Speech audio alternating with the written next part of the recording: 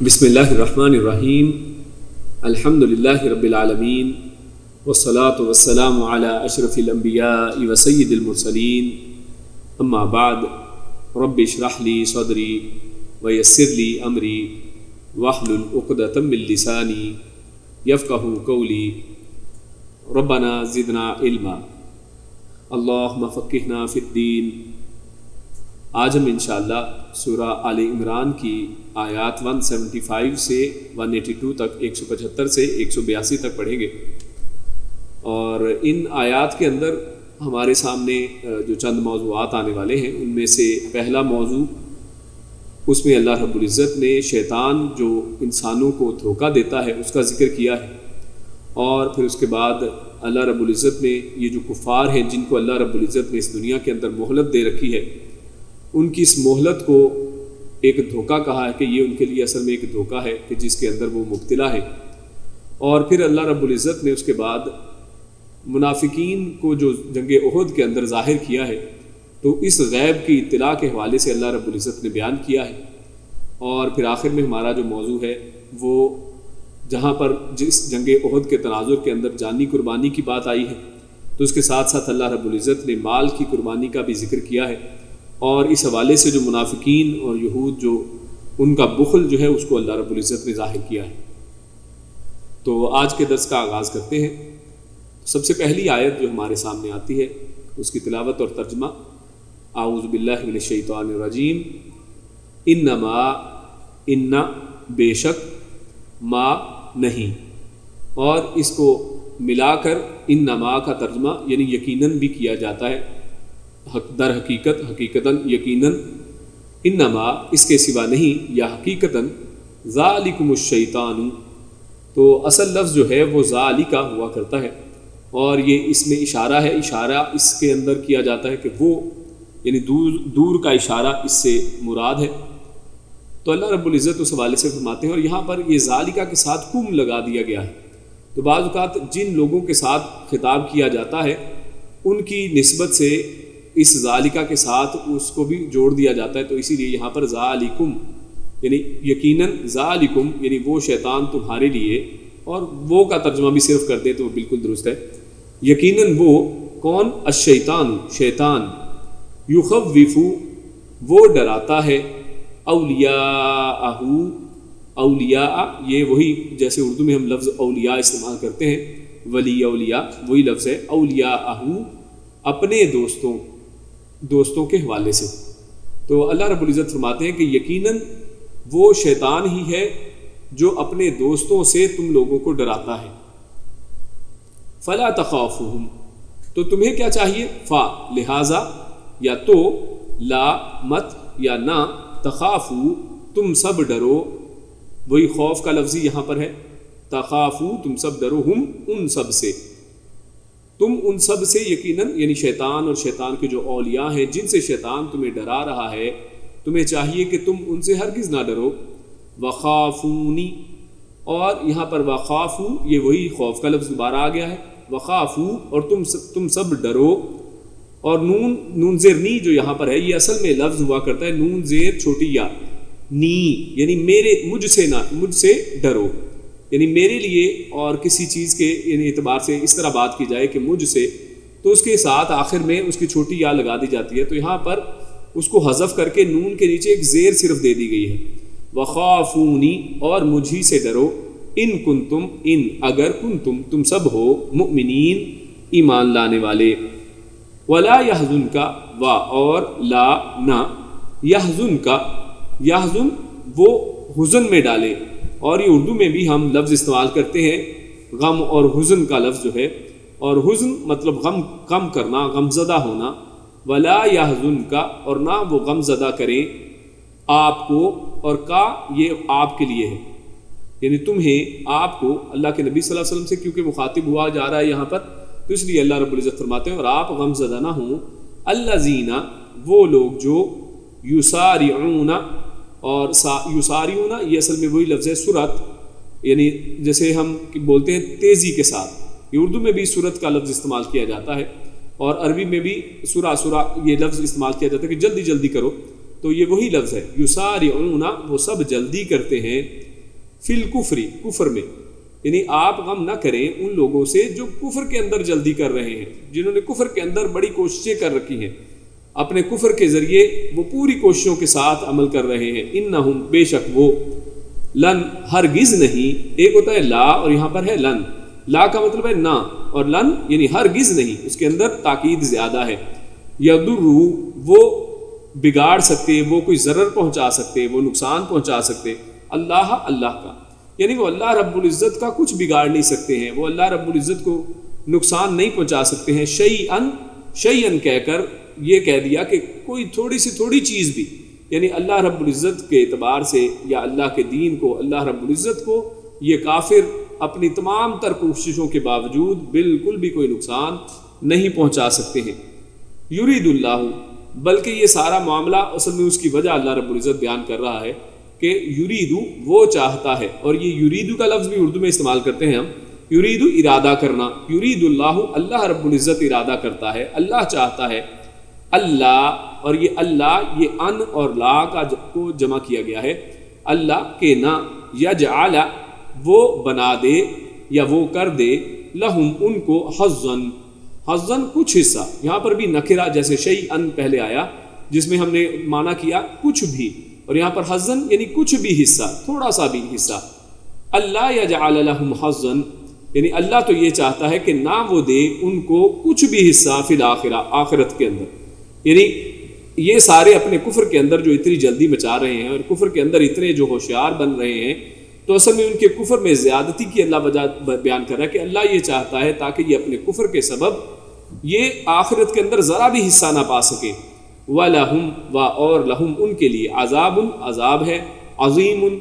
بڑا، بہت بڑا عذاب ان کے لیے اللہ رب العزت نے تیار کر رکھا ہے۔ ان آیات کے اندر اصل میں جنگ احد ہی کے تناظر کے اندر بات چل رہی ہے،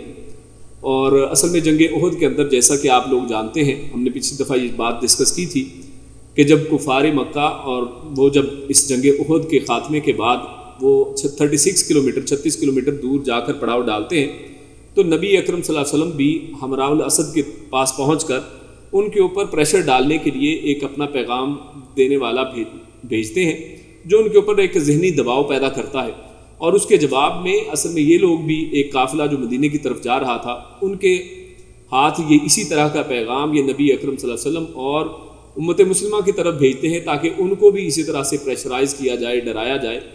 اور ہم پچھلی آیات کے اندر پڑھ رہے ہیں کہ الحمدللہ اللہ رب العزت کے فضل و کرم سے یہ لوگ، مسلمانوں کے دل اور ایمان جو ہے، ایمان کے اندر اور اضافہ ہو گیا، اور مسلمانوں نے اس کے لحاظ سے کوئی خوف نہیں کھایا ہے، تو وہ اسی کا ذکر اللہ رب العزت یہاں پر فرما رہے ہیں۔ اور یہاں پر انما ذالکم الشیطان، یہ جو شیطان کہا گیا ہے، تو اس شیطان سے مراد اصل میں ایک تو وہی شخص ہے، وہ لوگ ہیں کہ جو اصل میں وہاں سے نمائندہ بن کر کفار مکہ کا پیغام لے کر آئے تھے، تو ایک تو اس شیطان سے مراد ان لوگوں کو لیا گیا ہے، اور دوسرا اصل میں شیطان وہ حقیقی شیطان بھی اس سے مراد ہے کہ جو اصل میں اپنے اولیاء کے ذریعے، اپنے دوستوں کے ذریعے، کفار اور منافقین کے ذریعے مسلمانوں کو خوفزدہ کرنے کے نئے نئے طریقے ڈھونڈتا رہتا ہے۔ اور اسی حوالے سے سورۃ انعام اور آیت نمبر 112 کے اندر اللہ رب العزت ارشاد فرماتے ہیں، وَكَذَلِكَ جَعَلْنَا لِكُلِّ نَبِيٍّ عَدُوًّا شَيَاطِينَ الْإِنسِ وَالْجِنِّ يُوحِي بَعْضُهُمْ إِلَىٰ بَعْضٍ زُخْرُفَ الْقَوْلِ غُرُورًا۔ اللہ فرماتا ہے اور اسی طرح ہم نے ہر نبی کے دشمن بہت سے شیطان پیدا کیے تھے، کچھ آدمی اور کچھ جن میں سے بعضوں کو چکنی چپڑی باتوں کا وسوسہ ڈالتے رہتے تھے، یعنی ان کو دھوکے کے اندر ڈالتے رہتے تھے تاکہ ان کو دھوکے میں ڈال دیں، اور ان کو اسی طرح کی چکنی چپڑی باتیں اور مزین کر کے جو چیزیں دکھاتے تھے۔ تو اس کا ذکر اللہ رب العزت نے یہاں پر کیا ہے کہ جیسا کہ ان کا رویہ وہاں پر رہا۔ تو آج اگر ہم اس کو آج کے تناظر کے اندر اس آیت کا مفہوم دیکھیں، تو آج کل جو ہمارے سامنے جو میڈیا ہے، اسی طرح جو اخبارات ہیں، پرنٹ اور ٹی وی میڈیا ہے، ریڈیو، ٹیلی ویژن، انٹرنیٹ وغیرہ، ان سب کے اوپر آپ دیکھتے ہیں کہ یہ شیطان کے اولیاء کا کام آج کل کر رہے ہیں، اور جھوٹ کو پھیلانے کا سب سے بڑا ذریعہ ہے۔ ہم بے شمار خبریں، ایسی جھوٹی خبریں، کبھی کسی کے حوالے سے جھوٹی خبر، کبھی کسی کے حوالے سے جھوٹی خبر، اور انسان جو ہے اس کے چکر میں اس طرح سے پھنستا ہے کہ بغیر کسی تصدیق اور تحقیق کے وہ میسیجز اور ایسے پیغامات کو آگے سے آگے تک پہنچاتے چلے جاتے ہیں۔ اور اسی طرح یہود کے اعتبار سے یہ جو اسرائیل ہے اور یہود ہے آج کے زمانے کے اندر، ان لوگوں کے حوالے سے آج یہ میڈیا مسلمانوں کے ذہنوں کے اندر یہ کوشش کرتا رہتا ہے کہ مسلمانوں کو ان کے خوف کے اندر ڈال دے، اور ایسا لگے کہ جناب پوری دنیا کی باغ دوڑ اصل میں انہی کے ہاتھوں کے اندر ہے، وہ دنیا کے اندر جو چاہیں کر سکتے ہیں، جس طرح چاہیں دنیا کا رخ موڑ سکتے ہیں۔ یعنی انسان اور مسلمان خصوصاً جو ہے ان کے اس چکر اور اس کے فریب کے اندر آ جائیں شیطان کے، کہ جناب ان کے اندر بہت طاقت ہے اور مسلمان بہت کمزور ہیں، یہ ان کے خلاف لڑ نہیں سکتے ہیں اور ہمیں لڑنے کا کوئی فائدہ نہیں ہے، اور یہ تو ہلاکت والی چیز ہے۔ اور یہ وہی چیز جیسے ہم پیچھے پڑھ آئے ہیں کہ یہود کا بھی یہی کہنا تھا کہ وہ لوگ جو 300 لوگ واپس چلے گئے، انہوں نے گھر میں بیٹھ کر یہی باتیں کی تھی کہ یہ لوگ اگر جنگ پر نہ جاتے تو یہ پھر مارے نہ جاتے، جبکہ اللہ نے فرمایا کہ تم چاہے جاؤ یا نہ جاؤ، موت اور زندگی تو اللہ کے ہاتھ کے اندر۔ تو اسی طرح سے شیطان اور اس کے ساتھی انسانوں کو ڈراتے رہتے ہیں، مومنوں کی اس طرح کی خبریں اور جھوٹی خبروں کے ذریعے سے ان کو پریشرائز کرنے کی کوشش کرتے ہیں، لیکن جو حقیقی مومن ہوا کرتے ہیں، اللہ نے پچھلی آیات کے اندر اس کا ذکر کر دیا کہ ان کے دل، ان کے ایمان ایسی خبروں کے بعد ان سے جھکتے اور ڈرتے نہیں ہیں، بلکہ ان کے ایمان کے اندر اور اضافہ ہو جاتا ہے۔ اسی لیے اللہ رب العزت نے یہاں پر اب عمومی طور پر ہم لوگوں کو بھی فرما دیا، فلا تخافوہم، تمہیں چاہیے کہ ان شیاطین سے اور ان کے دوستوں سے نہ ڈرو، وخافونی، اور صرف مجھ ہی سے ڈرو، ان کنتم مؤمنین، اور اس کو ایمان کی شرط قرار دے دیا ہے کہ اگر تم مومن ہو تو تمہیں چاہیے کہ تم مجھ ہی سے ڈرو اور میرے علاوہ کسی اور سے نہ ڈرو۔ تو لہٰذا اس سے ہمارے سامنے ایک عقیدے کا بھی مسئلہ آتا ہے کہ خوف جو ہے، یعنی اللہ رب العزت سے خوف رکھنا، اللہ رب العزت سے ڈرنا، یہ بھی اصل میں ایمان کا حصہ ہے، کیونکہ آج بہت سے مسلمانوں کے اندر، ان کے اندر سے ایمان کی یہ ایک کمی رہ گئی ہے، وہ یہ کہتے ہیں کہ اللہ رب العزت پیار ہی پیار ہے، اللہ رب العزت صرف محبت ہی محبت ہے، اللہ رب العزت سے ڈرنے کی کیا ضرورت ہے۔ ایویں یہ جو علماء اور مولوی حضرات ہیں، یہ اللہ رب العزت سے ڈراتے رہتے ہیں، اللہ رب العزت تو بڑا رحمان رحیم ہے، یقیناً اللہ رب العزت بڑا رحمان رحیم ہے، اللہ رب العزت پیار اور محبت کرنے والا ہے، لیکن ایمان والوں سے کرنے والا ہے۔ اللہ رب العزت کفار کو پسند نہیں کرتا ہے۔ اللہ کا خود قرآن مجید یہ کہہ رہا ہے، فلا تخافوہم، تم ان سے مت ڈرو، وخافونی، اور تم مجھ ہی سے ڈرو، ان کنتم مؤمنین، اور اس کو شرط بنا دیا کہ اگر تم مسلمان ہو، اگر تم مومن ہو تو تمہارا یہی بنتا ہے، فرض بنتا ہے کہ تم مجھ سے ڈرو۔ اور اس کے بعد اللہ کے نبی صلی اللہ علیہ وسلم کو بیان کیا جا رہا ہے، وَلَا يَحْزُنْكَ الَّذِينَ يُسَارِعُونَ فِي الْكُفْرِ۔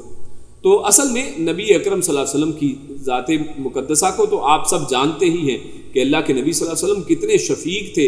اور پوری بنی انسانیت کے لیے کیونکہ ان کو نبی بنا کر بھیجا ہے تو وہ ان کے لحاظ سے ہر وقت حریص رہتے تھے کہ سب لوگ جو ہے ایمان کے اندر آ جائیں، سب لوگ مسلمان بن جائیں، اور اللہ کے نبی کی یہ خواہش ہمیشہ رہا کرتی تھی، جس کا قرآن کریم کے دیگر بہت سے مقامات پر اس کا ذکر آیا ہے۔ اسی لیے ان کا جب انکار اور تکذیب دیکھتے پیارے رسول صلی اللہ علیہ وسلم تو آپ کو سخت تکلیف پہنچتی تھی۔ اللہ تعالیٰ نے آپ صلی اللہ علیہ وسلم کو تسلی یہاں پر دی ہے کہ آپ صلی اللہ علیہ وسلم غمگین نہ ہوں، یہ اللہ کا کچھ بھی بگاڑ نہیں سکتے ہیں اور اپنی ہی آخرت اصل میں برباد کر رہے ہیں، اللہ کا کچھ بگاڑنے والے نہیں ہیں۔ اس لیے فرمایا انہم لن یضروا اللہ شیئا، یہ اللہ کا کچھ بھی بگاڑ نہیں سکتے۔ اور اس کا دوسرا مفہوم جو بیان کیا گیا ہے وہ یہ کہ چونکہ جناب رسول اللہ صلی اللہ علیہ وسلم لوگوں پر بے حد مشفق اور مہربان تھے، اس لیے کفار کی بے راہ روی آپ پر گراں گزرتی تھی، اور وہ جوں جوں کفر کی جانب بڑھتے رہتے تھے حضور صلی اللہ علیہ وسلم کا دل غمزدہ ہوتا جاتا تھا۔ اور اسی طرح خصوصاً غزوہ احد کے واقعے کو منافقین نے آپ جانتے ہیں کہ کس طرح سے ہوا دی، اور اس کے ذریعے سے مسلمانوں کے دلوں کے اندر کیسے کیسے شکوک و شبہات پیدا کرنے کی کوشش کی، اور کس طرح مسلمانوں کو مایوس کرنے کی کوشش کی، اور بتایا کہ جناب تم لوگوں نے تو یہاں پر آ کر جنگ کر کے اپنے آپ کو صرف ہلاکت میں ہی ڈالا ہے، اور یہ جو شکست ہے ان کے لیے مایوسی کا سبب بنانے کی کوشش کی۔ تو اس کے اوپر اللہ رب العزت نے یہ آیات نازل فرمائی، اور آپ صلی اللہ علیہ وسلم کو تسلی دی گئی کہ اس قسم کی مخالفتوں سے کفار جو ہیں وہ اسلام کو کوئی نقصان نہیں پہنچا سکتے، بلکہ اس قسم کا جو رویہ ہے وہ اختیار کر کے وہ خود ہی آخرت کے حصے سے محروم ہو رہے ہیں۔ اس کے بعد جو ہمارے سامنے دوسرا موضوع آتا ہے وہ انہی کفار کے حوالے سے ہے کہ کس طرح سے اللہ رب العزت نے جو ان کو مہلت دے رکھی ہے، اللہ رب العزت کی پکڑ فوراً جو نہیں آتی ہے، یہ اصل میں اس دھوکے کے اندر آگے ہیں کہ شاید ہمیں کوئی پکڑنے والا ہی نہیں ہے۔ اللہ رب العزت ارشاد فرماتا ہے ان الذین اشتروا الکفر بالایمان، ان بے شک الذین وہ لوگ جو یا جن لوگوں نے اشتروا اور اشترا مشتری ہوشیار باش اردو میں ہم لفظ یہ بولتے ہیں تو مشتری سے مراد یعنی خریدنے والا تو اشتروا یعنی جن لوگوں نے خریدا ہے الکفر کفر کو بالایمانی ایمان کے یہاں پر بی کا مطلب ساتھ ہے لیکن یہاں پر جملے کے اعتبار سے ہم کریں گے جنہوں نے ایمان کے بدلے میں یعنی ایمان کے ساتھ ایمان دے کر جنہوں نے کفر کو خرید لیا ہے یعنی ایمان ان کے پاس تھا یعنی اس میں دو مراد یہاں پر لیے جا سکتے ہیں ایک تو یہ منافقین کہ جن کو اللہ رب العزت نے اتنی توفیق دے دی کہ انہوں نے ایمان ظاہراً لے آئے لیکن اس کے باوجود اپنے اس ایمان کو انہوں نے کفر کے بدلے میں بیچ دیا یعنی مسلمان نہیں رہے اور نفاق کے کنویں کے اندر جا گرے اور دوسرا وہ لوگ جنہوں نے کفر ہی کو پسند کیا اور ایمان ان کی طرف پیش کیا گیا جیسے یہ قریش تھے اور مکہ کے جو لوگ تھے ان کے سامنے اسلام کو پیش کیا گیا ہے لیکن اسلام کے بدلے میں انہوں نے کفر کو خریدنا پسند کیا ہے تو ان کا ذکر یہاں پر اللہ فرما رہے ہیں لن یضر اللہ شیئا لن ہرگز نہیں یضر اللہ وہ نقصان پہنچا سکتے اللہ کو وہ اللہ کا کچھ بگاڑ نہیں سکتے ہیں شیئن ذرا برابر بھی کوئی چیز نہیں وَلَهُمْ اور لہم ان کے لیے عذاب علیم اور ان کے لیے ایک دردناک عذاب ہے تو یہاں پر یہ جو لفظ علیم ہے اس کو بھی دھیان سے جب پڑھتے ہیں ہم قرأت کے اعتبار سے وہ نوٹ کر لیں کہ اگر یہاں پر ہم علیم کہنے کی بجائے یہ جو حمزہ کی آواز اس کی بجائے عین کی آواز نکالے عذاب علیم ہم کہیں تو یہ مطلب بالکل بدل جائے گا تو یہ لہٰذا عین اور حمزہ کا جو ڈفرنس ہے علیم اور علیم جیسے اللہ رب العزت کے بارے میں ہے اللہ رب العزت علیم اللہ رب العزت علم والے ہیں جاننے والے ہیں اور اگر ہم غلطی سے اس کو علیم پڑھ دیتے ہیں یعنی اگر ہم الفاظ کا حروف کا اعتبار خیال نہیں رکھتے ہیں صحیح طریقے سے ان کو ادا نہیں کرتے ہیں تو ہم غلطی سے اللہ رب العزت کو دردناک کہہ رہے ہوتے ہیں ہم کہیں گے اللہ علیم تو مطلب یہ بنے گا کہ اللہ رب العزت دردناک ہے تو لہٰذا اس لفظ کو حمزہ اور عین کے فرق کو مد نظر رکھنا چاہیے آگے اللہ فرماتا ہے وَلَا يَحْسَبَنَّ اور لا نہ يَحْسَبَنَّ وہ خیال کریں وہ گمان کریں وہ حساب ایسا کریں یعنی ان کو یہ سوچنا نہیں چاہیے یہ خیال نہیں کرنا چاہیے کیا الذین وہ لوگ جو یا جن لوگوں نے کفر کیا یعنی جن لوگوں نے کفر اختیار کیا جن کے بارے میں اوپر بیان کیا جا رہا ہے انما کہ بے شک یا اس کے انما یعنی بے شک نملی یہ شروع کا جو نون ہے یہ ہم کے لیے ہے اور جو میم لام یا ہے یہ اصل میں مہلت دینے کے بارے میں استعمال کیا جاتا ہے لفظ کہ ہم نے مہلت دے دی ہے انہیں ہم جو مہلت ان کو دے رہے ہیں لہم ان کو خیر وہ بہتر ہے لانفسہم یعنی یہ کفار ہم نے جو ان کو مہلت دی ہے اس کے بارے میں یہ خیال نہ کریں یہ نہ سوچیں کہ خیر ان کے وہ ان کے لیے بہتر ہے یعنی وہ اس کو اپنے لیے کوئی پلس پوائنٹ نہ سمجھیں کہ جناب دیکھیے ہمیں تو اللہ رب العزت نے اس طرح چھوٹ دے رکھی ہم جو مرضی کرتے پھریں ہم مسلمانوں کو قتل عام ان کا کرتے رہیں مسلمانوں کے خلاف سازشیں کرتے رہیں بلکہ یعنی وہ جو اپنے لیے سمجھ رہے ہیں لانفسہم کہ ان کے اپنے لیے یہ اصل میں خیر والی بات ہے اصل میں یہ ان کے لیے خیر والی بات نہیں ہے انما اس کے سوا نہیں یا بے شک نملی ہم ڈھیل دے رہے ہیں ہم مہلت دے رہے ہیں لہم ان کو لیزدادو اس کی وجہ بیان کی جا رہی کہ ہم نے تو مہلت ان کو اس لیے دی ہے تاکہ یزدادو تاکہ وہ بڑھ جائیں تاکہ وہ اضافہ کر لیں اور زیادہ کرنا ہم اردو میں لفظ استعمال کرتے ہیں تو وہی اردو کا لفظ ہے لیزدادو تاکہ وہ سب زیادہ کر لیں اضافہ کر لیں اسمن گناہوں میں یعنی اللہ رب العزت چاہتا ہے تاکہ ان کو اچھی طرح ان کی پکڑ کی جا سکے تو اس لیے اللہ رب العزت کو ان کو مہلت دیتے ہیں کہ کر لو جو کرنا ہے جتنے گناہ مزید کر سکتے ہو اتنے ہی زیادہ گناہ کر لو کیوں وَلَهُمْ عَذَابٌ مُهِينٌ تاکہ ان کو اہانت والا مہین یعنی ذلیل کر دینے والا رسوا کر دینے والا عذاب جو ہے ان کو اس کا مزہ چکھنا پڑے اس وجہ سے اللہ رب العزت چاہتے ہیں کہ یہ تاکہ اللہ رب العزت ان کے اوپر ظلم کرنے والا نہیں ہے اللہ نہیں چاہتا کہ اللہ رب العزت ظلم کرے جو انہوں نے نہیں کیا اس کی ان کو سزا دے بلکہ اللہ رب العزت ان کو چھوٹ دے دیتا ہے کہ ہاں کر لو جو کچھ کر گزرنا ہے تاکہ اللہ رب العزت تمہیں ذلیل و رسوا کرے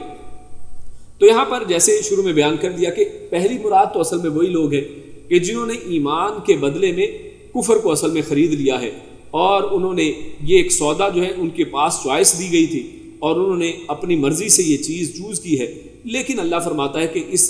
کفر کو اپنانے کے ساتھ ایسا نہیں ہے کہ اللہ کا کوئی نقصان کر رہے ہیں، یعنی یہ پوری کی پوری دنیا کائنات جو ہے یہ ساری کی ساری اگر اللہ رب العزت کا کفر کرنا شروع کر دے اور اللہ کے اوپر ایمان لانا چھوڑ دے تو اللہ رب العزت کو اس سے کوئی نقصان پہنچنے والے نہیں ہے۔ اللہ رب العزت کی تعریفات کرنے والے، تحمید اور تسبیح کرنے والے بے شمار فرشتے اور بے شمار مخلوقات ایسی ہیں، زمین کا ایک ایک ذرہ، آسمان و زمین کے اندر جو کچھ بھی ہے یہ سب اللہ رب العزت کی تسبیح اور تعریف بیان کرنے والے ہیں۔ اور بلکہ ایک مفسر نے اس طرح لکھا ہے کہ کتنی ہی بری بات ہے یہ چیز کہ انسان جس گھوڑے کے اوپر بیٹھا ہے، جس سواری کے اوپر بیٹھا ہے، وہ سواری اس کی اس کے رب کی زیادہ تعریف کرنے والی ہو اس کے اوپر بیٹھنے والے اس انسان سے، یعنی انسان جو اس سواری کے اوپر بیٹھا ہے وہ تو اللہ رب العزت کی تسبیح اور تحمید نہیں کرتا ہے، لیکن وہ سواری، وہ موٹر سائیکل، وہ کار، وہ گھوڑا، وہ گاڑی، وہ کائنات کا ایک ایک ذرہ اللہ رب العزت کی تعریف و تمہید کرنے والا ہے، اللہ رب العزت کے اوپر ایمان لانے والا ہے، وہ تو زیادہ ایمان کے اندر آگے بڑھ جائے اور یہ انسان پیچھے رہ جائے، یہ بہت بڑے گھاٹے والی بات ہے۔ اسی لیے اللہ نے فرمایا کہ اللہ کو کوئی نقصان ہونے والا نہیں ہے، اور بلکہ ان کا ہی نقصان ہے، وہ کیا؟ عذاب علیم، ان کے لیے ایک دردناک عذاب اللہ نے تیار رکھا ہے۔ اور یہ جو اللہ رب العزت نے دوسری اگلی آیت کے اندر ارشاد فرمایا کہ یہ لوگ اس مہلت کو اپنے لیے بہتر سمجھ رہے ہیں، اس طرح کا مضمون اللہ رب العزت نے قرآن کریم کے اور بھی دیگر مقامات پر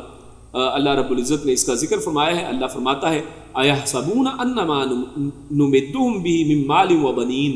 نُسَارِعُ لَهُمْ فِي الْخَيْرَاتِ بَل لَّا يَشْعُرُونَ۔ سورۃ المومنون کی آیت نمبر 56 میں اللہ فرماتا ہے کہ کیا کفار کا یہ گمان ہے کہ ان کے مال اور اولاد کی زیادتی ہماری طرف سے ان کی خیریت کی دلیل ہے؟ یعنی کیا اس کا مطلب یہ ہے کہ وہ اللہ کے بڑے کوئی برگزیدہ اور بڑے اللہ کے چہیتے لوگ ہیں؟ نہیں، بلکہ وہ بے شعور ہیں، بلکہ اصل میں ان کو یہ سمجھ ہی نہیں آ رہی ہے۔ اور اسی طرح کا مضمون آپ جانتے ہیں کہ سورۃ الکہف کے اندر بھی وہ جو دو دوست باغ والے ہیں ان کے حوالے سے بھی ہے کہ وہ یہ کہتا ہے اپنے مال اور اپنے یہ باغوں کو دیکھ کر، اپنی نعمتوں کو اور اپنے جتھے کو دیکھ کر وہ یہی گمان کرتا ہے کہ اللہ رب العزت نے یہاں پر جو اس کو دیا ہے قیامت میں بھی اللہ رب العزت، پہلے تو وہ قیامت کا ہی انکار کرتا ہے اور پھر کہتے ہیں کہ اگر قیامت ہوئی تو وہاں پر بھی مجھے اس سے بھی بہتر دیا جائے گا، یعنی اس سے وہ اصل میں ایک بے شعوری کے عالم کے اندر وہ ایک دھوکے کا شکار ہو گیا ہے۔ اور اسی طرح سورۃ القلم میں اللہ فرماتا ہے فَذَرْنِي وَمَن يُكَذِّبُ بِهَذَا الْحَدِيثِ سَنَسْتَدْرِجُهُم مِّنْ حَيْثُ لَا يَعْلَمُونَ۔ اللہ فرماتا ہے یعنی مجھے اور اس بات کے جھٹلانے والوں کو چھوڑ دیجئے، ہم انہیں اس طرح آہستہ آہستہ پکڑیں گے کہ انہیں علم بھی نہ ہوگا۔ یعنی اللہ رب العزت تو اصل میں اپنی رسی ٹائٹ کر رہے ہیں، اللہ رب العزت تو چاہتے کہ ان کا گھیرا اور تنگ ہوتا چلا جائے اور اللہ رب العزت ان کے لیے یعنی حق ہو جائے کہ جو اللہ رب العزت ان کو عذاب دینا چاہتے ہیں۔ اور اسی طرح سورۃ التوبہ میں اللہ رب العزت ارشاد فرماتے ہیں وَلَا تُعْجِبْكَ أَمْوَالُهُمْ وَأَوْلَادُهُمْ إِنَّمَا يُرِيدُ اللَّهُ أَن يُعَذِّبَهُم بِهَا فِي الدُّنْيَا وَتَزْهَقَ أَنفُسُهُمْ وَهُمْ كَافِرُونَ، یعنی ان کے مال اور اولاد سے کہیں تم دھوکے میں نہ پڑ جانا، اللہ انہیں ان کے باعث دنیا میں بھی عذاب کرنا چاہتا ہے اور کفر پر ہی ان کی جان جائے گی۔ یعنی اللہ رب العزت تو چاہتا ہے کہ آخری دم تک یہ اصل میں اسی دھوکے کے اندر رہیں اور کفر کی حالت میں ان کی جان چلی جائے۔ تو اس لیے ہم لوگوں کو بھی اس کے اندر سے بالکل الرٹ ہو جانا چاہیے کہ ہماری زندگیوں کے اندر اللہ رب العزت نے یہ جو مال اور اولاد اور نعمتوں کے ذریعے سے ہمیں دیا ہے، کہیں ہم اللہ رب العزت کو بھول نہ جائیں اور کہیں ہم اس دھوکے کے اندر نہ آ جائیں اور کہیں کفر کا شکار نہ ہو جائیں۔ ایسا نہ ہو کہ انسان مال مال مال کرتا رہے اور جب اس کی موت آئے تو اس وقت بھی آخری کلمات لا الہ الا اللہ ہونے کی بجائے انسان کی زبان کے اوپر مال مال مال اور اسی پیسے کی ہوس انسان کی زبان کے اوپر ہو۔ اللہ رب العزت ہم سب کو اس سے محفوظ فرمائے۔ اس کے بعد ہمارے سامنے اگلا موضوع آتا ہے اور اس موضوع کے اعتبار سے اللہ رب العزت ارشاد فرماتے ہیں ما کان اللہ لیذر المؤمنین، ما نہیں، کان اللہ، کان ہے، اللہ اللہ، لیذرا لی تاکہ، یذرا وہ چھوڑ دے، المؤمنین مومنوں کو، یعنی اللہ ایسا نہیں ہے کہ وہ مومنوں کو چھوڑ دے، علی اوپر، ما جو، انتم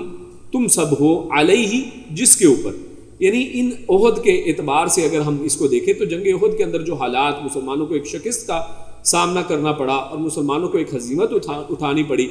اور تو اس اعتبار سے اللہ رب العزت ارشاد فرما رہے ہیں کہ اللہ ایسا نہیں ہے کہ تمہیں انہی حالتوں کے اندر چھوڑ دے کہ تم ہمیشہ اسی حالت کے اندر رہو، نہیں، اللہ فرماتا ہے حتیٰ یمیز الخبیث من الطیب، بلکہ اللہ رب العزت یہاں تک کہ یمیزہ وہ جدا نہ کر دے، وہ ممیز کر دے، وہ تمیز کر دے۔ ہم اردو میں تمیز کا لفظ استعمال کرتے ہیں یعنی ایک چیز کو دوسری چیز سے علیحدہ کرنا، دونوں کو ایک دوسرے سے جدا جدا کر دینا کہ فرق واضح ہو جائے. تو اللہ کہتا ہے یہاں تک کہ یمیزا، کہ وہ جدا کر دے، الگ کر دے، الخبیثہ، خبیث کو. یہ خبیث کا لفظ بھی ہم اردو کے اندر استعمال کرتے ہیں. خبیث اصل میں ناپاک کو کہا جاتا ہے، کہ اللہ رب العزت ناپاک کو علیحدہ کر دے. کس سے؟ من الطیب، طیب چیز سے. یعنی ایک طرف ناپاک ہے اور دوسری طرف طیب ہے. اور یہاں پر خبیث سے مراد یہی نفاق اور کفر ہے، اور طیب سے مراد اصل میں ایمان کی پاکیزگی ہے. اور اسی اعتبار سے آپ جانتے ہیں کہ ہمارے ملکوں میں کلمہ طیبہ کہا جاتا ہے، یعنی پاک کلمہ، پاکیزگی والا، کہ جس کے ذریعے سے کفر کو پاک کر دیا جاتا ہے اور ایک اللہ کی عبادت کی گواہی دی جاتی ہے. تو اللہ فرماتا ہے کہ یہاں تک کہ اللہ رب العزت کفر کو، ناپاکی کو پاک سے علیحدہ کر دے، جدا کر دے. وما کان اللہ، وا اور ما نہیں، کان اللہ، اللہ ہے، اور اللہ ایسا بھی نہیں ہے، لیتلیعکم، کہ لی کہ یا تاکہ، یتلیع وہ اطلاع دے، وہ مطلع کر دے، کم تم سب کو. یعنی اللہ ایسا نہیں ہے کہ اللہ رب العزت تم سب کو ہی اطلاع دینا شروع کر دے. علی الغیب، غیب کے اوپر، یعنی اللہ رب العزت تم سب کو غیب کی خبریں بتانے والا نہیں ہے، تم سب کو غیب کے اوپر اطلاع دینے والا نہیں ہے. ولیکن اللہ، اور لیکن اللہ، یجتبی، یعنی وہ انتخاب کرتا ہے. اور اللہ کے نبی صلی اللہ علیہ وسلم کے ناموں میں سے ایک نام مجتبی بھی ہے. تو یعنی یجتبی، اللہ میں انتخاب کرتا ہے، اللہ منتخب کرتا ہے. من رسولہ، اپنے رسولوں میں سے، یعنی اللہ اپنے رسولوں کے اندر سے بھی کچھ کو اللہ رب العزت چن لیتا ہے. من یشاء، جسے وہ چاہتا ہے. یعنی یہ جو غیب کے بارے میں اطلاعات اللہ رب العزت دیتے ہیں انسانوں میں سے، تو اللہ رب العزت پہلی بات تو یہ کہ سب کو اطلاع نہیں کرتے ہیں. غیب کی باتوں کی کچھ جو خبریں اللہ رب العزت شیئر کرتے ہیں وہ سب کے ساتھ نہیں کرتے ہیں، بلکہ رسولوں میں سے جس کو اللہ رب العزت منتخب کرتے ہیں، اللہ رب العزت ان کے ساتھ کچھ جو غیب کی خبریں ہیں ان کی اطلاع ان کو دے دیتے ہیں. فآمنوا، جن کو وہ چاہتے ہیں، لہذا آمنوا، تم سب ایمان لاؤ، باللہ، اللہ کے اوپر، ورسولہ، اور اس کے رسولوں پر. یعنی کیونکہ رسول تمہیں وہ باتیں بتاتے ہیں جن کے بارے میں تمہیں علم نہیں ہے، اور رسول تمہیں ان غیب کی باتوں کی اطلاع کس طرح سے کرتے ہیں؟ اللہ رب العزت کیونکہ ان کو وحی کے ذریعے سے یہ خبریں پہنچاتے ہیں، تو لہٰذا ان رسولوں کے اوپر ایمان بھی اسی طرح ضروری ہے جس طرح اللہ کے اوپر ایمان ضروری ہے. کیونکہ اللہ کے بارے میں، اللہ کے پیغامات کو ہم تک پہنچانے والی ذاتیں، یہ اصل میں یہی رسول کی ذات ہیں، یہ رسول ہی ہیں. وَإِن تُؤْمِنُوا، اور ان اگر تؤمنوا، تم سب ایمان لائے، وَتَتَّقُوا، اور تم سب نے تقوی اختیار کیا، فَلَكُمْ، تو لکم، تمہارے ہی لیے ہے، اجر عظیم، بڑا اجر. یعنی اگر تم نے ایمان لائے اور تم نے تقوی اختیار کیا تو یہ تمہارے لیے جو ہے اجر عظیم کا باعث ہے. تو یہاں پر سب سے پہلا جو اس آیت کے اندر دو اصل میں موضوع ہمارے سامنے آتے ہیں. تو سب سے پہلا جو موضوع ہمارے سامنے آتا ہے کہ اللہ کبھی ایسا نہیں ہے کہ اللہ رب العزت ہمیشہ مسلمانوں کے اوپر جو سخت حالات آتے ہیں جس کے پیچھے اللہ رب العزت کی ایک حکمت ہوا کرتی ہے کہ اس چیز کو ہمیشہ ویسا ہی رکھے. کیوں؟ کیونکہ ہر چیز کے پیچھے اللہ رب العزت کی حکمت ہے. اور یہاں پر بھی اس کی حکمت بیان کی گئی ہے کہ یہاں پر مسلمانوں کے اوپر یہ جو حالات جنگ کے اندر لائے گئے اس کے پیچھے بہت بڑی حکمت تھی. اللہ رب العزت فرماتے ہیں کہ اللہ یہ چاہتا تھا کہ خبیث کو طیب سے پاک کر دے، ان منافقوں کی جماعت کو مسلمانوں کے اندر سے بالکل واضح کر دے. اور راضی لکھتے ہیں کہ اس آیت کا تعلق بھی قصہ احد سے ہے. چنانچہ اس حادثے میں قتل و ہزیمت اور پھر اس کے بعد ابو سفیان کے چیلنج کے جواب میں مسلمانوں کا نکلنا وغیرہ جو سب ہوا، سب ایسے واقعات تھے جن سے کفر اور نفاق اور ایمان اور اخلاص الگ الگ ہو کر سامنے آ گئے. یعنی آپ نے دیکھا کہ ایک طرف کفار اور منافقین کا یہ عالم ہے کہ جنگ احد کی طرف، میدان احد کی طرف بڑھ رہے ہیں لیکن راستے ہی سے چھوڑ کر چلے گئے ہیں. اور دوسری طرف ایمان والوں کا حال یہ ہے کہ تھکے ہوئے ہیں اور زخموں سے چور ہیں، لیکن اس کے باوجود اگلے ہی دن جب حمراء الاسد کے لیے جانے کا ندا لگائی جاتی ہے، اس کے لیے پکارا جاتا ہے، تو جن کو بھی آواز دی گئی ہے 70 لوگوں کو، اور جنگ احد کے اندر جو پہلے شریک ہوئے ہیں ان کو جب آواز دی جاتی ہے تو سب کے سب اپنے زخموں کے باوجود، اپنے ان سارے یعنی تھکاوٹوں کے باوجود اس کو پیچھے رکھ دیتے ہیں. اللہ کے نبی صلی اللہ علیہ وسلم کی بات کے اوپر، ان کی آواز ندا کے اوپر لبیک کہتے ہیں. تو واضح اللہ رب العزت نے کر دیا ہے کہ منافق کون ہے اور خالص ایمان والے کون ہیں، اور مومن اور منافق میں امتیاز ہمارے سامنے واضح ہو گئے. چونکہ منافقین کا مومنوں کے ساتھ ملا جلا رہنا حکمت الہی کے خلاف تھا، اس لیے اللہ رب العزت نے ان تمام واقعات جو ہیں ان کو ایک یعنی تدبیر کے تحت، ایک حکمت کے تحت لایا ہے۔ اور اس کے بعد جو اللہ فرماتا ہے دوسرا جو اہم حصہ، وما کان اللہ لیطلعکم علی الغیب، اللہ فرماتا ہے کہ کون مومن ہے اور کون منافق، تمہارے پاس اس غیب کا کوئی علم نہیں تھا۔ یعنی اسی پس منظر میں اس بات کو ہم دیکھیں تو ہمارے سامنے یہ بات آتی ہے کہ انسان خود یہ مسلمان نہیں پہچان سکتے تھے، مسلمانوں کو یہ علم ہی نہیں تھا کہ مسلمانوں کے اندر کچھ ایسے لوگ بھی شامل ہو چکے ہیں کہ جو اصل میں اسلام کا لبادہ توڑے ہوئے ہیں، لیکن اندر سے وہ یہودی، عیسائی اور کفار اور اسی طرح سے اپنی پرانی روش کے اوپر ہے، اور جن کو منافق کہا جاتا ہے۔ تو مسلمانوں کو تو اس کے بارے میں کوئی علم نہیں تھا، وہ کیوں؟ کیونکہ مسلمانوں کو غیب کا کوئی علم نہیں ہے۔ یعنی غور کیجئے کہ یہ ان مسلمانوں کی بات کی جا رہی ہے جو امت میں سب سے بہترین ہے، امت کے اندر سب سے بہترین، امت محمدیہ کے اندر سے وہ جماعت ہے جو صحابہ کرام کی جماعت ہے، اور جو ان جنگوں کے اندر آگے رہی ہے، لیکن اتنے بڑے اصل میں جو اولیاء اللہ ہیں یہی لوگ اولیاء اللہ ہیں۔ لیکن اللہ رب العزت ان اولیاء کے بارے میں بھی، ان صحابہ کرام کی عظیم جماعت کے بارے میں بھی اللہ یہ فرماتا ہے کہ ان لوگوں کو بھی اس چیز کے بارے میں کوئی اطلاع نہیں ہے۔ وما کان اللہ لیطلعکم علی الغیب، کہ اللہ رب العزت تم سب کو کوئی غیب کی خبر نہیں بتاتے ہیں،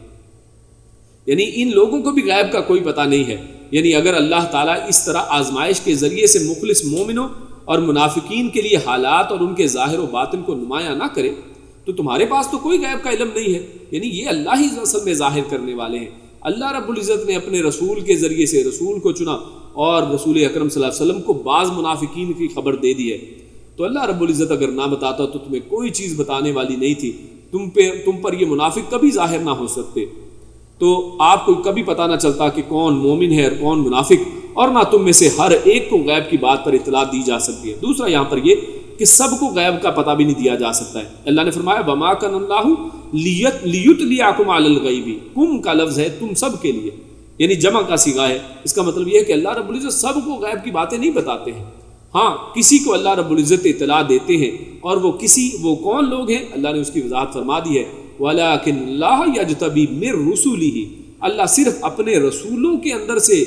جن کو چاہتے ہیں، من یشاء، جن کو چاہتے ہیں ان کو یہ غیب کی کچھ جو خبریں ہیں وہ دیتے ہیں، یعنی من یشاء جو وہ چاہتے ہیں اور جسے وہ چاہتے ہیں اللہ رب العزت وہ خبریں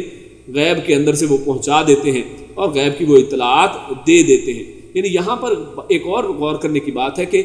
علم الغیب نہیں کہا گیا ہے بلکہ اطلاع کی بات، یطلعکم کی بات کی گئی ہے کہ اللہ غیب کی باتوں میں سے کسی چیز کی خبر ان کو پہنچا دیتے ہیں۔ غیب کا علم اللہ رب العزت کے پاس ہے۔ اللہ رب العزت کا قرآن میں جا بجا اس کے حوالے سے مختلف آیات کے اندر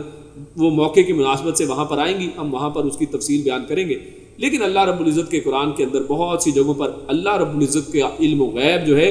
وہ خاص اللہ کے ساتھ کیا گیا ہے۔ ہاں اللہ رب العزت اس غیب کے علم کے اندر سے جو اطلاع دینا چاہتے ہیں، جس کو اطلاع دینا چاہتے ہیں رسولوں کے اندر، ان کو اطلاع دے دیتے ہیں۔ تو یہاں پر پہلی بات تو یہ نفی ہوئی کہ ہر ایک کو یہ اطلاع نہیں دی جا سکتی ہے، اور دوسرا یہ کہ صرف رسولوں کے اندر سے اللہ رب العزت جس کو چاہتے ہیں غیب کی کوئی خبر جو ہے اس کو اللہ رب العزت اس کی اطلاع دے دیتے ہیں۔ اور تیسری چیز یہ کہ یہ اطلاع جو ہے یہ وحی کے ذریعے اللہ رب العزت ان رسولوں کو دیتے ہیں۔ ولیکن اللہ یجتبی، ہاں البتہ اللہ تعالیٰ اپنے رسولوں میں سے جسے چاہتا ہے غیب کی جتنی بات چاہتا ہے اس کی اطلاع دے دیتا ہے، اور جو نہیں چاہتا وہ نہیں بتاتا ہے۔ اب منافقین میں سے بعض کا اللہ رب العزت نے بتا دیا اور بعض کا نہیں بتایا۔ اس چیز سے اس بات کا پتہ چلتا ہے کہ ایون رسولوں کو بھی اور اللہ کے نبی محمد رسول اللہ صلی اللہ علیہ وسلم کو بھی اپنے مرتبہ و مقام کے باوجود غیب کی ہر چیز کا پتہ نہیں ہے، صرف اتنی چیز کا ہی علم ہے کہ جتنا اللہ رب العزت نے وحی کے ذریعے سے ان کو مطلع کر دیا ہے، جتنے کی اطلاع دے دی ہے صرف انہی کا پتہ ہے۔ تو اللہ کے نبی صلی اللہ علیہ وسلم کو جن منافقین کا نام بتا دیا گیا، جن کے بارے میں نام اللہ کے نبی نے وہ نام ایک صحابی کو لکھوا دیے، تو صرف اصل میں اتنی ہی اطلاع ہے۔ اور اسی حوالے سے سورہ توبہ میں اللہ رب العزت فرماتا ہے وَمِمَّنْ حَوْلَكُم مِّنَ الْأَعْرَابِ مُنَافِقُونَ وَمِنْ أَهْلِ الْمَدِينَةِ مَرَضُوا عَلَى النِّفَاقِ لَا تَعْلَمُهُمْ نَحْنُ نَعْلَمُهُمْ، اللہ فرماتا ہے اور ان لوگوں میں سے جو تمہارے ارد گرد بدویوں میں سے ہیں، کچھ منافق ہیں اور کچھ اہل مدینہ میں سے بھی جو منافق جو نفاق پر اڑ گئے ہیں، آپ انہیں نہیں جانتے ہیں۔ اللہ دیکھیے واضح طور پر فرماتا ہے کہ ان میں منافق کچھ لوگ ہیں، آپ ان کو نہیں جانتے ہیں، ہم ہی انہیں جانتے ہیں۔ یعنی اللہ رب العزت نے جن کا صرف بتایا ہے صرف انہی کا علم ہے، اس کے علاوہ کو اللہ کے نبی بھی نہیں جانتے ہیں۔ اس سے معلوم ہوا کہ اللہ تعالیٰ اپنے چنے ہوئے رسولوں کو غیب کی کچھ باتوں کی اطلاع دیتا ہے جن کی انہیں نبوت کی دلیل کے طور پر ضرورت بھی ہوتی ہے، یعنی یہ اطلاع دینے کا بھی مقصد یہ ہے تاکہ وہ غیب کی باتیں بتائیں اور یہ نبوت کی دلیل کے طور پر ہے، جیسا کہ اللہ کے نبی صلی اللہ علیہ وسلم نے ہمیں جنت اور جہنم کے بارے میں بعض اطلاعات دی ہیں،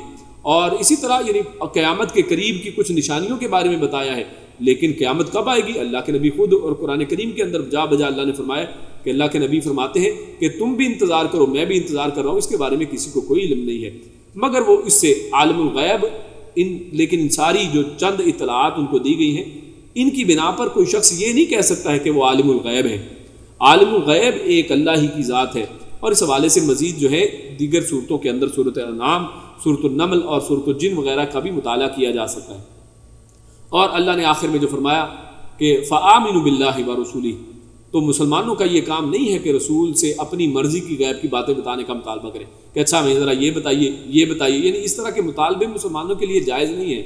ان کا کام اللہ اور اس کے رسولوں پر ایمان لانا ہے، اس لیے فرمایا کہ تمہیں چاہیے کہ صرف اللہ کے رسول کے اوپر ایمان لائیں، جو وہ تمہیں بتا رہے ہیں، جتنا علم دے رہے ہیں صرف اتنا تمہارے لیے کافی ہے، اور کیونکہ ہر چیز اللہ کی حکمت سے، اور اگر وہ ایمان لا کر تقوی اختیار کریں تو ان کے لیے اجر عظیم ہے۔ اس کے بعد جو ہمارا آخری موضوع آج ہمارے سامنے ہے، وہ کیونکہ یہاں پر جہاد کی بات چل رہی ہے اور جان کی قربانی کی بات چل رہی ہے، تو اس کے بعد مالی قربانی اور اس حوالے سے جو منافقین کا بخل ہے اس کا اللہ رب العزت یہاں پر تذکرہ کیا ہے۔ اللہ فرماتے ہیں وَلَا يَحْسَبَنَّ الَّذِينَ يَبْخَلُونَ اور لا نہ يَحْسَبَنَّ وہ گمان کریں، الَّذِينَ وہ لوگ جو يَبْخَلُونَ جن لوگوں نے بخل کیا ہے، جو بخل کرتے ہیں۔ بخل کا مطلب کیا ہوتا ہے؟ یعنی مال کو روک لینا، مال کو ادا نہ کرنا، جن کا حق بنتا ہے حقداروں کو حق نہ دینا، اور یہ بخل ان حقوق کو ادا نہ کرنے کا نام ہے جو انسان پر واجب ہو، مثلا گھر والوں کا نان و نفقہ ہے، مہمان نوازی ہے، جہاد کی تیاری ہے، اسی طرح زکوٰۃ ہے، عشر ہے، اور اسی طرح صدقہ جو عام صدقہ ہے، یہ سب جو ہے اس کے اندر سے اپنے ہاتھ کو روک لینا، ان جو حقوق کو ادا نہ کرنا، یہ اصل میں بخل کہلاتا ہے۔ تو اللہ فرماتا ہے وَلَا يَحْسَبَنَّ الَّذِينَ يَبْخَلُونَ کہ جو لوگ بخل کرتے ہیں وہ ہرگز یہ گمان نہ کریں بما اس پر جو آتاہم اللہ جو اللہ نے ان کو عطا کیا ہے، من فضلہ اپنے ہی فضل سے، ہوا خیر لہم ہوا وہ خیرن زیادہ بہتر ہے ان لہم ان کے لیے، یعنی وہ اس بخل کو اس دینے سے زیادہ بہتر نہ سمجھے، یعنی جو بخل کی وجہ سے انہوں نے مال کو روک لیا ہے، وہ یہ سمجھتے ہیں کہ یہ انہوں نے بڑا بہترین کام کیا ہے، بڑا اچھا کام کیا ہے، بل ہوا شر لہم بلکہ یہ بخل کرنا ان کے لیے بہت برا ہے، سَيُطَوَّقُونَ مَا بَخِلُوا بِهِ يَوْمَ الْقِيَامَةِ، اور یہاں پر سین لا کر اللہ رب العزت فرماتے ہیں ان قریب، یعنی یہ اس معاملے کے اندر جو اللہ بیان کرنے لگے ہیں کہ زیادہ وقت گزرنے والا نہیں ہے، ان قریب یطوقون، یہ ہم جو اردو میں ایک لفظ استعمال کرتے ہیں توق، یعنی گلے کے اندر جو ایک پھندا ڈال دیا جاتا ہے، اللہ فرماتا ہے سیطوقون وہ ان قریب وہ توق ڈال دیے جائیں گے، کیوں؟ ما بخلوا جو سب بخل کرتے تھے، یعنی اس مال کا توق اصل میں ان کے گلوں کے اندر ڈال دیا جائے گا، جو یہاں پر بچا کر اپنے لیے رکھتے تھے، اصل میں وہی مال ان کے گلوں کے اندر توق بنا کر ڈال دیا جائے گا، بھی اس میں یوم القیامہ قیامت کے دن، وَلِلَّهِ اور للہ اللہ ہی کے لیے ہے، میراث السماوات والارض، میراث کہتے ہیں وراثت کو، جو کسی شخص کے بعد جو بچ جاتی ہے، جو دوسروں کو منتقل، بعد والوں کو منتقل ہوتی ہے، بچ جانے والوں کو، کیونکہ انسان سب کے سب کل نفس ذائقۃ الموت، سب لوگوں نے یہاں سے چلے جانا ہے، اور باقی بچنے والی ذات کون سی ہے؟ وہ اللہ کی ذات ہے۔ تو اللہ فرماتا ہے وَلِلَّهِ مِيرَاثُ السَّمَاوَاتِ وَالْأَرْضِ، اللہ رب العزت کی آسمان و زمین کے اندر جو کچھ بھی ہے یہ اللہ ہی کا ہے، اور اللہ ہی اس کے وارث ہے، سب دنیا کے اندر سے جو اس کے مالک بنے بیٹھے ہیں سب ختم ہونے والے ہیں، وراثت اللہ کے ہاں رہنے والی ہے۔ وَاللَّهُ بِمَا تَعْمَلُونَ خَبِيرٌ، اور اللہ بما تعملون ساتھ اس کے جو تم عمل کرتے ہو، خبیر خوب جاننے والا ہے۔ اور یہاں پر اوپر اگر ہم دیکھیں تو اوپر آیت میں فرمایا تھا بما آتاہم اللہ من فضلہ، کہ اللہ رب العزت ہی نے اصل میں دیا ہے، یعنی پہلے بھی یہ مال اللہ ہی کا تھا، اور اللہ رب العزت نے جو دے رکھا ہے اسی میں سے خرچ کرنے کا حکم دیا ہے، لیکن یہ لوگ بخل کرتے ہیں اور اصل میں یہ تو عارضی طور پر اس کے مالک بنے تھے، یہ جب چلے جائیں گے تو وراثت پھر اللہ کے پاس ہی رہنے والی ہے، اللہ ہی کے پاس منتقل ہونے والی ہے۔ تو پہلے اس آیت سے پہلے ہم دیکھ آئے ہیں کہ اللہ رب العزت نے جہاد کی ترغیب دی ہے، اور اس حوالے سے جانی قربانی وغیرہ کے اوپر زور دیا گیا، اور اس حوالے سے ہم نے دیکھا کہ منافقین کا وہ رویہ وہاں پر بیان کیا گیا کہ منافقین اپنی جان کے اندر بھی بخل کرنے والے تھے، جان کو قربان کرنے کے اندر بھی بخیل تھے، اور ان لوگوں نے مسلمانوں کا ساتھ اس وقت جنگ احد کے اندر چھوڑا کہ جب مسلمان اس جہاد کے اندر راستے کے اندر ہیں، اور اب یہاں جہاد میں مالی قربانی پر زور دیا جا رہا ہے اور بخل کرنے والوں کی مذمت کی جا رہی ہے، کیونکہ منافقین کو اپنی جان کی طرح مال بھی اتنا ہی پیارا ہوتا ہے۔ اور رسول اللہ صلی اللہ علیہ وسلم نے ارشاد فرمایا کہ جس شخص کو اللہ تعالیٰ نے کچھ مال دیا ہے اور وہ اس کی زکوٰۃ ادا نہیں کرتا، قیامت کے دن اس کے مال کو ایک گنجے سانپ کی شکل دے دی جائے گی، اور وہ توق بنا کر اس کے گلے میں ڈال دیا جائے گا، وہ اسے اپنے دونوں جبڑوں سے پکڑے گا اور اس سے کہے گا، یعنی وہ کون پکڑے گا؟ یعنی یہی جو سانپ ہے، یہ شخص کو اس کے گلے کے اندر پھنسا ہوا ہے، اس نے اس کو گلے کے اندر سے لپیٹا ہوا ہے، اور وہ اپنے دونوں جبڑوں سے اس کو پکڑ لے گا اور اس سے کہے گا میں ہوں تیرا مال، میں ہوں تمہارا خزانہ۔ پھر نبی اکرم صلی اللہ علیہ وسلم نے یہ آیت تلاوت فرمائی، یہ جو ہم جس زیر مطالعہ آیت ہے، اور اس حدیث کو صحیح بخاری نے روایت کیا ہے۔ تو اصل میں یہ مال جو ہے اللہ رب العزت نے، جیسے سورۃ البقرہ کے پہلا رکوع اس کے اندر ہم نے پڑھا تھا کہ ایمان والوں کی علامت یہ ہے کہ ایمان والے وہ اللہ رب العزت کے اوپر ایمان لاتے ہیں اور جو اللہ نے ان کو دیا ہے اس میں سے خرچ کرتے ہیں، لیکن یہ کفار کا رویہ یہ ہوا کرتا ہے کہ اس مال کو روک روک کر رکھتے ہیں اور اس کو خرچ نہیں کرتے ہیں۔ تو اصل میں اللہ رب العزت نے یہاں پر اس بات کو بڑا واضح کر دیا ہے، اور جیسا کہ اس آیت کے اندر بڑا واضح تھا کہ اللہ رب العزت نے یہ عطا کیا ہے، اور انسان اس مال کو جس کے اوپر مالک بنا بیٹھا ہے، آخرکار اس کو چھوڑ کر چلا جائے گا اس دنیا سے، اور اس کا وارث اصل میں اللہ رب العزت ہی کی ذات رہنے والی ہے۔ تو لہٰذا بخل انسان پھر کیوں کرے، کیوں پھر اس مال کو لپیٹ کر رکھے، کیوں اس کو پکڑ پکڑ کر رکھے؟ بلکہ انسان کو چاہیے کہ اس کے اوپر یعنی اس کو ادا کرتا چلا جائے۔ اور شاہ عبد القادر رحمہ اللہ وہ لکھتے ہیں کہ اللہ ہی وارث ہے، آخر تم مر جاؤ گے اور مال اسی کا ہو رہے گا، تم اپنے ہاتھ سے دو تو ثواب پاؤ، یعنی تمہیں اصل میں اس کا فائدہ ہونے والا ہے، لہٰذا اللہ نے تھوڑی وقت کے لیے یہ جو مال تمہیں دیا ہے اس کو خرچ کر دو، تمہیں اس کے حصے کا ثواب مل جائے گا۔ اگر خرچ نہیں کرو گے تو یہ مال تو ویسے بھی تمہارے ہاتھ سے جانے ہی والا ہے۔ موت کے بعد انسان جب قبر کے اندر جاتا ہے تو انسان کا صرف اپنا جسم اور اس کے ساتھ اس کے جو نیک اعمال جانے والے ہیں۔ انسان جتنا مرضی امیر ہو، انسان کے جتنے مرضی نوکر چاکر اور اکاؤنٹنٹس ہوں، وہ کوئی بھی ان کے ساتھ اس مال کو رکھنے والے نہیں ہیں، یہ مال پیچھے وراثت ہی کے اندر رہتا ہے۔ اور اس کے بعد اللہ رب العزت ارشاد فرماتے ہیں لقد سمع اللہ قول الذین قالوا ان اللہ فقیر ونحن اغنیاء۔ لقد البتہ یعنی یقیناً، قد پھر یقیناً اور تحقیق کا لفظ ہے، تو یہ دو لفظ تحقیق کے ملے ہوئے، یعنی بہت شدید تحقیق اور یقین کے ساتھ اللہ بات فرماتے ہیں سمع اللہ کہ اللہ نے سن لی، قولا بات، الذین وہ لوگ جو، یعنی ان لوگوں کی بات اللہ نے یقیناً سن لی، قالو جنہوں نے کہا ان اللہ کہ بے شک اللہ فقیر، یعنی اللہ محتاج ہے۔ یعنی کتنی بڑی گستاخی یہ لوگ کرتے ہیں اللہ رب العزت کے بارے میں۔ ان لوگوں نے کیا کہا کہ اللہ فقیر ہے، اللہ محتاج ہے، وَنَحْنُ أَغْنِيَاء، اور نحن ہم، اغنیاء ہم اصل میں غنی ہیں، سَنَكْتُبُ مَا قَالُوا، اللہ فرماتا ہے ان قریب یعنی جلد ہی، نکتب ہم لکھ لیں گے، یعنی جیسے جیسے یہ اس طرح کے عمل کرتے چلے جائیں گے، اللہ رب العزت نے فرشتے مقرر کر رکھے ہیں جن کے ہر عمل کو لکھتے جاتے ہیں، تو اللہ فرماتا ہے کہ ہم ان قریب لکھ لیں گے ما قالوا، جو بھی انہوں نے کہا، وَقَتْلَهُمُ الْأَنْبِيَاء، اور ان کا جو دوسرا گناہ بھی اللہ رب العزت نے یہاں پر گنوا دیا ہے، اللہ فرماتا ہے اور ان کا قتل کرنا، وَقَتْلَ اور ان قتل کرنا، ہم ان سب کا، یعنی انہوں نے جو قتل کیا ہے الانبیاء نبیوں کو، بغیر حق بغیر کسی وجہ کے، وَنَقُولُ اور ہم کہیں گے، ذُوقُوا چکھو، عذاب الحریق، حریق دہکتی ہوئی آگ کو کہتے ہیں، تو کہ دہکتی ہوئی آگ کا اب عذاب جو ہے وہ چکھو، ذالک بما قدمت ایدیکم، ذالک یہ یا وہ، بما اس وجہ سے ہے، یعنی یہ اس چیز کا بدلہ ہے، قدمت جو آگے بھیجا، یعنی جو عمل کر کے تم اپنے یہاں پر دنیا کو چھوڑنے سے پہلے یہ جو اعمال کر آئے ہو، اصل میں یہ وہ چیز اس کے بارے میں اشارہ کیا جائے کہ جو تم نے آگے بھیجا، ایدیکم تمہارے ہاتھوں نے، وَأَنَّ اللَّهَ اور بے شک اللہ تعالیٰ، لیسا نہیں ہے، بظلام بہت زیادہ ظلم کرنے والا، للعبید اپنے بندوں کے بارے میں۔ یہاں پر ظلم کی بجائے ظلام کہا ہے، یعنی تشدید کے ساتھ، شدت کے ساتھ، یعنی جس کا معنی ہے بہت زیادہ، یعنی مبالغے کا صیغہ ہے، بہت زیادہ ظلم کرنا۔ تو اس کی ہم تفسیر ابھی دیکھتے ہیں۔ تو اصل میں اللہ رب العزت یہاں پر ارشاد فرماتا ہے، اس سے پہلی جو آیت ہم نے دیکھی تو اس میں اللہ رب العزت نے اللہ کے راستے میں خرچ کرنے پر زور دیا۔ ابھی ان آیات کے اندر اللہ رب العزت نے یہود کے اعتراضات کا بیان اور ان کا جواب دینا یہاں پر مقصد یہ ہے۔ اور دراصل یہود یہ اعتراضات نبوت پر تان کی غرض سے کرتے تھے۔ یہود یہ اعتراض کرتے تھے کہ اللہ رب العزت فقیر ہے اور ہم اصل میں دے رہے ہیں، یعنی آپ ہم سے کیوں مانگ رہے ہو؟ کیا اللہ رب العزت فقیر بن گئے ہیں، محتاج ہو گئے ہیں؟ تو نعوذ باللہ اس طرح کی یہ گستاخ قسم کی زبان یہ اللہ رب العزت کے لیے استعمال کرتے تھے۔ تو کتب تفسیر میں ہے کہ جب یہ آیت نازل ہوئی، یعنی من ذا الذی یقرض اللہ قرضا حسنا، کہ جس شخص نے بھی، یعنی کون ہے کہ جو اللہ رب العزت کو قرض حسنا یعنی بہترین قرض دے، اللہ رب العزت کے راستے میں خرچ کرے، تو اس پر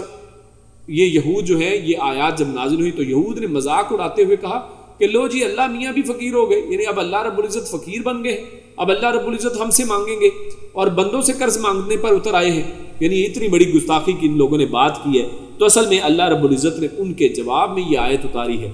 اور دراصل اس قسم کے اعتراضات وہ عوام کو اللہ کی راہ میں خرچ کرنے سے متنفر کرنے کی غرض سے کرتے ہیں۔ یعنی اصل میں تو ان کو بھی معلوم ہے کہ اللہ رب العزت کی ذات جو ہے وہ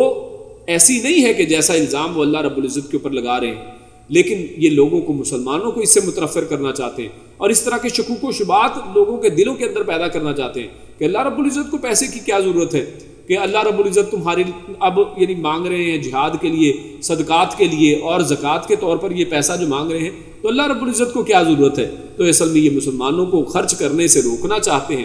ورنہ وہ بھی جانتے تھے کہ اللہ تعالیٰ کے بارے میں ایسے الفاظ کہنا کتنی بڑی گستاخی اور کفر ہے۔ اور یہ بات علامہ قرطبی نے یہ نقل کی ہے۔ اور اللہ فرماتا ہے سنکتب ما قالوا، یعنی ان کے اللہ تعالیٰ کے بارے میں یہ جو گستاخی والے الفاظ ہیں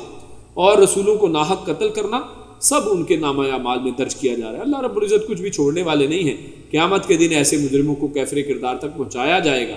اور وہ عذاب حریق کی سزا یعنی دہکتی ہوئی آگ کی سزا کو پانے والے ہیں، اس کے اندر گرفتار ہوں گے۔